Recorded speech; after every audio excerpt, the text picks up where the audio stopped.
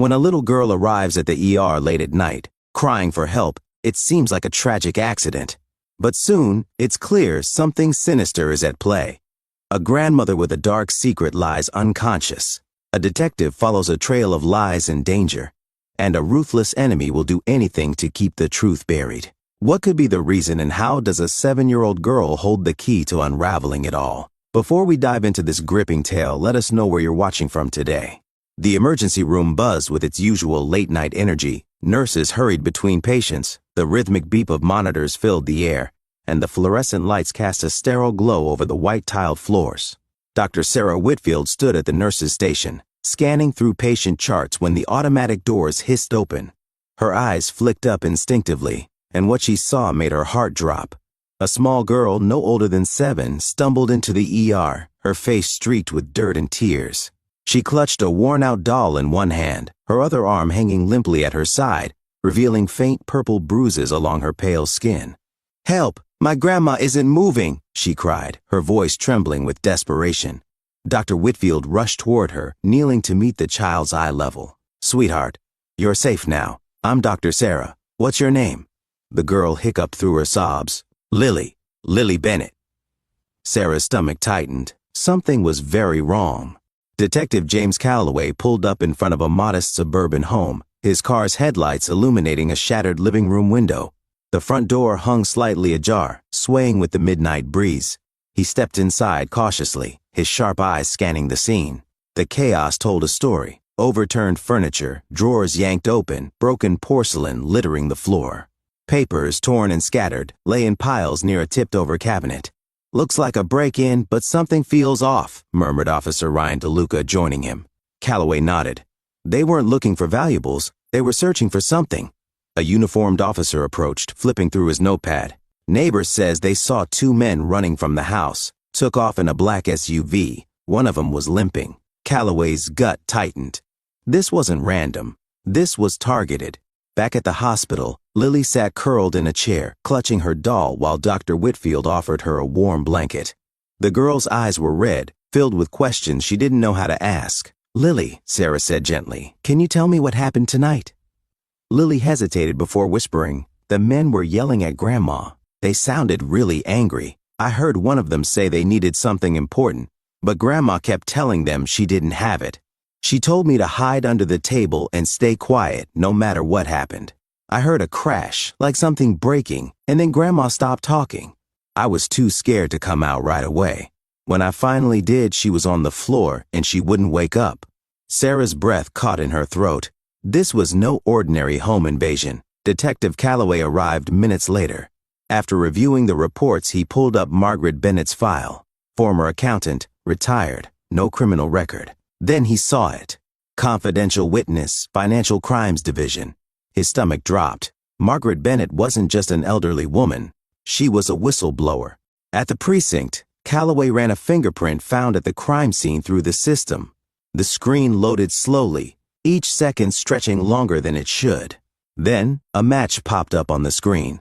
Match found: Nolan Vickers, a known enforcer working for Victor Langston, a high-profile financier under federal investigation for embezzlement.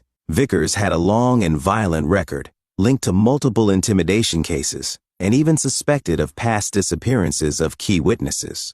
Langston had millions to lose if Margaret testified, and he had sent his best man to ensure she never got the chance. Calloway clenched his jaw.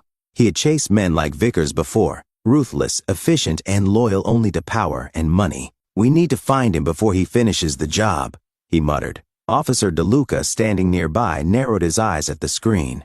"Vickers isn't the type to go into hiding. He'll be looking to clean up any loose ends." Calloway nodded. "Then we cut him off before he gets the chance."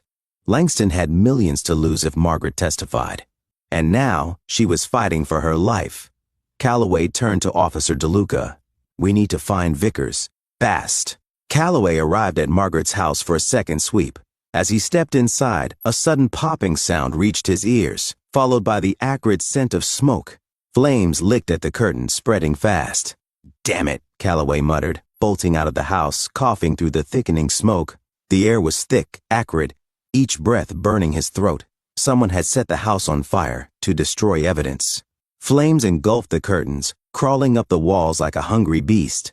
The wooden beams groaned under the heat, and Calloway stumbled back, shielding his face as sparks rained down around him. As firefighters doused the flames, a charred but intact metal safe was recovered from the wreckage, buried beneath fallen debris. "Got something here," a firefighter called, dragging the heavy object onto the scorched pavement. Calloway rushed forward, ignoring the heat wave still radiating from the burned house. Inside, financial records, a flash drive, and a leather-bound notebook. Calloway flipped open the notebook, his eyes scanning the meticulously written notes. Dates, account numbers, offshore transactions. Margaret had kept everything. "Langston's empire is crumbling," Calloway whispered, gripping the notebook tighter. "And he knows it."